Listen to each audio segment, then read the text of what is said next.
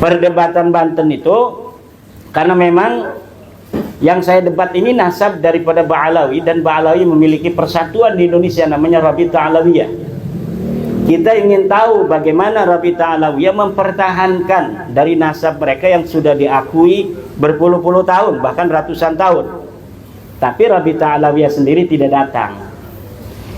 Walaupun demikian, karena yang melaksanakan saudara-saudara saya yang ada di Banten itu, saya didatangi oleh panitia, Yai mohon sebagai pengantin harus datang. Insya Allah saya datang.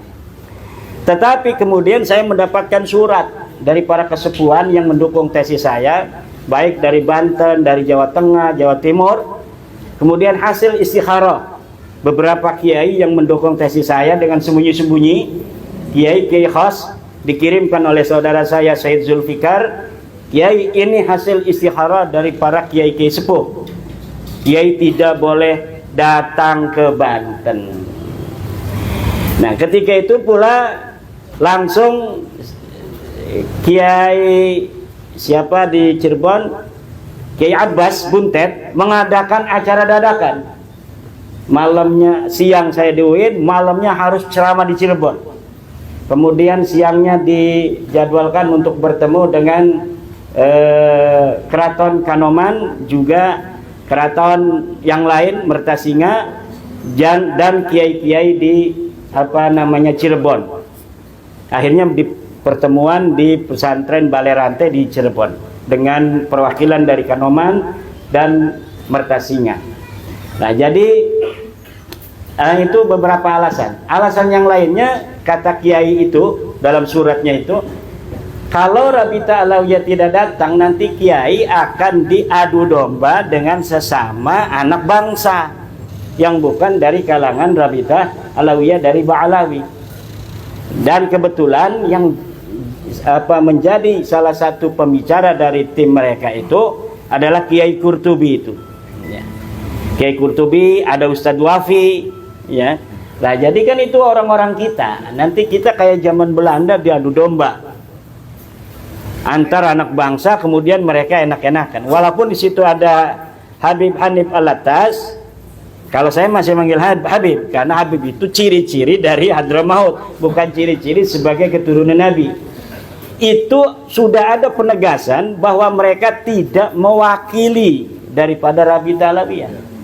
Kalau tidak mewakili Rabita Alawiyah, apapun keputusan, kesimpulan dari diskusi ilmiah itu tidak akan ada konsekuensi apapun terhadap Rabita Alawiyah. Lalu untuk apa adanya diskusi itu? Kalaupun misalnya tidak langsung kesimpulan, kalau dengan Rabita Alawiyah dengan santai, ini manuskrip saya pakai PowerPoint, kemudian coba diteliti bareng-bareng, kan enak. Maka saya pernah ngomong 3 hari 3 malam. Kenapa 3 hari 3 malam? Karena kitabnya banyak dan setiap klaim dari saya harus diperiksa dan diverifikasi sumbernya oleh mereka. Kemudian setiap bantahan mereka dari kitab apa, nanti saya verifikasi. Nggak bisa langsung tiktok langsung selesai, nggak bisa.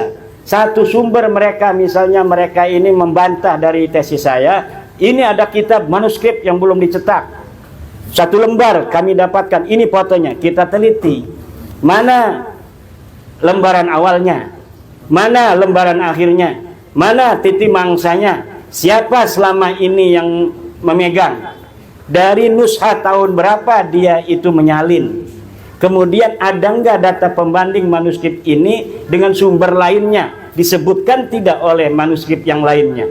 Kalau tidak, itu bisa jadi manuskrip palsu. Manuskrip palsu itu bisa dibikin zaman sekarang itu. Kertasnya kertas tua misalnya, kita butuh kertas 100 tahun yang lalu, itu masih ada di toko-toko loa. Kertas 100 tahun lalu kita bisa ada di toko loa. Kemudian kita tulis dengan gaya-gaya tahun tua dan lain sebagainya. Dan ini pernah terjadi. Saya telusuri algoritma dari beberapa kitab yang ditahqiq oleh kalangan mereka, terjadi interpolasi, penyisipan kalimat yang tidak ada dalam manuskrip, kemudian dalam versi cetak kalimat itu ada. Dan kalimat itu berhubungan dengan sejarah mereka. Bagaimana kita untuk bisa mempercayainya kalau misalnya kita hanya debatan begini, diskusi dalam waktu yang singkat untuk menarik kesimpulan yang seilmiah mungkin. Maka kita memerlukan waktu. Setiap ada bantahan, maka kita harus periksa dari mana itu mereka mendapatkan manuskrip. Kemudian kita telisik manuskripnya ini tahun berapa terakhir ditulis. Kemudian disalin dari manuskrip tahun berapa sampai nushah pertama, manuskrip pertama itu ditulis oleh pengarangnya. Ini perlu sanad dan riwayat, dan inilah yang membutuhkan waktu. Dan kalau mereka sudah siap itu, saya siap dengan tim untuk berdiskusi dengan santai untuk menemukan hakikat. Dosa loh mereka itu kalau misalnya kita punya dalil bahwa mereka sudah tidak terbukti secara ilmiah pustaka sebagai turun Nabi, lalu tanpa dalil apapun mereka masih mengakui diri mereka sebagai seorang keturunan Nabi. Dosa itu. Setiap kebenaran yang tumbuh di tengah-tengah sebuah doktrin tertentu akan pasti menimbulkan friksi. Ketika Nabi Muhammad SAW membawa Islam, kemudian mendakwahkannya kepada orang Mekah, yang pertama pecah adalah Bani Quraisy. Yang pertama pecah itu Bani Quraisy. Ada ketika kebenaran itu dibawa, orang yang langsung percaya dan menyatakan kepercayaannya dengan berani, seperti Siti Khadijah Al-Kubra, kemudian Siti Fatimah binti Asad, ibunya Sayyidina Ali, perempuannya, kemudian disusul oleh Sayyidina Ali, kemudian disusul oleh Abu Bakar, disusul oleh yang lainnya sampai ke Umar Ibnul Khattab.